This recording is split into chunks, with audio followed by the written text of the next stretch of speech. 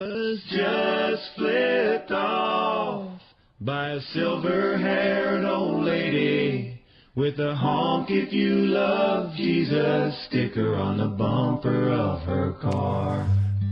Good morning. Welcome back. 10:50, 10 minutes before 11. Michelle, your personal wake-up call. Time to get up. Get about your business. This is a little segment I like to call on the program, the cripes, the come on, you got to be kidding me. This is a time where we're reminded there are things in this world that are not the way they're supposed to be. We have decisions to make about the world we live in. Are we going to be settled? Are we going to be satisfied? Are we going to be complacent about the cripes that come on, you got to be kidding me? Or are we going to make the kind of world we want? So we shout out in remorse these issues that cause us to cripes and come on, and you got to be kidding me? Because we don't want the world to be that way. So we live in a world that's not the way it's supposed to be. But we are called to make the world that we want. So I give you 3 of them every week, 1 for each topic. Sometimes I get myself all worked up and I have to have more than 1. But today it's 1. Here's my cripes for the day. And I've been hearing this a lot more. Not a lot of people say cripes. I seem to be one of the few cripesers out there. You know, I should get cripes.com. What am I doing saying that out loud? I need to get on that. You gave it away now. It's too late. Yes. I should own cripes.com because I'm the only one who says it. But you know what I hear a lot of people saying? Come on. And you got to be kidding me. I heard a guy in a restaurant. He rattled off a come on, and you got to be kidding me just today. I heard him. I looked over. I'm like, is he mocking me right now? Does he know? They usually go hand in hand. Does he recognize the voice? They sure do go together. All right, so here's my cripes today. It goes out to the fine governor, Minnesota. The Honorable Governor Tim Pawlenty. You know what you get the cripes for, Pawlenty? GMAC cuts. Cutting the budget and taking money away from poor people. Look, it's inexcusable. Governor Pawlenty, who I know you are a faithful Christian man. I know that. I know that you believe that you're doing the right thing. But just as the prophet came to David and said, you're not. Let me tell you, Pawlenty, you're not doing the right thing. Cripes, fella. Look, whatever theory you have about how people add jobs, we don't want a state that doesn't take good care of people. We don't want a state that doesn't take care of the poor. We don't want a state where we watch people suffer. None of us. And nobody starts a company and adds new jobs because you give them a 2% tax break. I mean, if you tell me one more time, Governor Pawlenty, that you're going to start new jobs by giving people these tax cuts and you make it difficult for the United Way, for the people in care facilities, for people who suffer from mental instability, for Hennepin County Medical Center to function, I'm going to pop a proverbial cork. And then you're going to have to pay for me on medical assistance because I won't be able to work anymore. And I'm virtually uninsured as it is. It doesn't work that way. So just the sheer fact that you're going to cut millions more this year after the unallotment fiasco, you get a cripes. I don't often give you my straight up political opinions, but often it's not this straight up simple. This is ridiculous.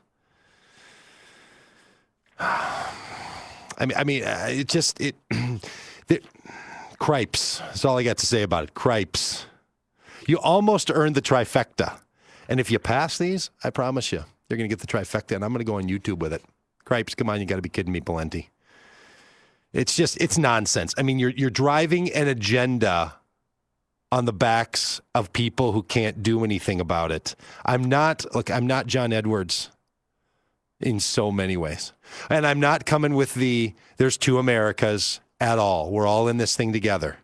I'm not saying that you're on one side of the Great Divide and we're on the other. I'm saying you're making decisions about cutting the budget that this state spends, part of what makes this state so great, in order to fulfill your ideological commitment.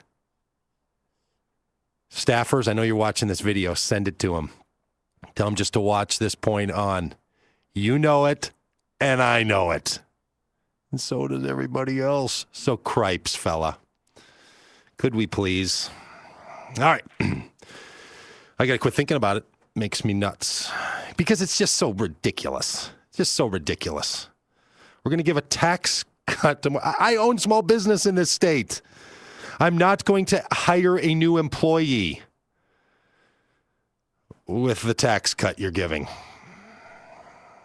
Could you break that down for us? Does that even afford you to hire a new employee? No. Is that even enough money for someone to live on? It's not even close.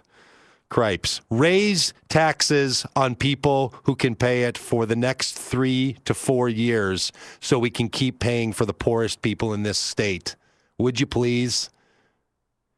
And then repeal the taxes. And if you can't figure out how to make that happen, if you can't actually build in tax increases that go away, then move aside early and let somebody in there who can. Because I know the legislature can figure it out. All right. Cripes, fella. Come on. You know what come on goes out to? You know what it goes out to? Delta Airlines, used to be Northwest, now Delta. And I feel no affinity to these people anymore. It's not your homegrown, local, made for Minnesota, from Minnesota, by Minnesota, for Minnesotans airline. Nope. Now you're just those guys in Atlanta. And you know what you got out of me? Come on. Here's why. Last night at 9:54 p.m., I made a call to the Elite Flyers line at Delta Airlines. And you know what I heard? Thank you for calling Delta Airlines. Unfortunately, we're experiencing unusually high call volume. Your wait's going to be longer than you want and longer than we want. Really? Unusually high call volume on a Wednesday night at 9:54 p.m.? If that's unusually high, meaning it outstripped your staffing expectations, change your staffing. Come on. Hire more people. If the number of people calling into that line at 10 o'clock at night on a Wednesday was too many, hire more people. Come on. So when I talked to the woman, I started with come on, really? 14 minutes on hold? And I got to call the Elite line? Come on. Delta Airlines. You know what happened then, Grover? Not kidding you. What happened? After I got connected, I reached over to grab my phone that I had on speaker and I accidentally hung it up and I had to call back and do it again. Which I looked at myself in the reflection on my iPhone and said, come on. You're perfect. You two are made for each other, you and Delta Airlines. Have fun in your life. You got to be kidding me. You know who it goes out to? All of us who've experienced what I experienced this week, which was my transmission in my 2001 Dodge Grand Caravan Sport cracked and the car is shot. So I put up on Facebook, I got to get a new car. I have no money for a new car. I don't know what I'm going to do about getting a new car. I don't know what I'm going to do. So I put up on Facebook, basically hoping people would, come to my sympathy and empathy. Somebody give me a car.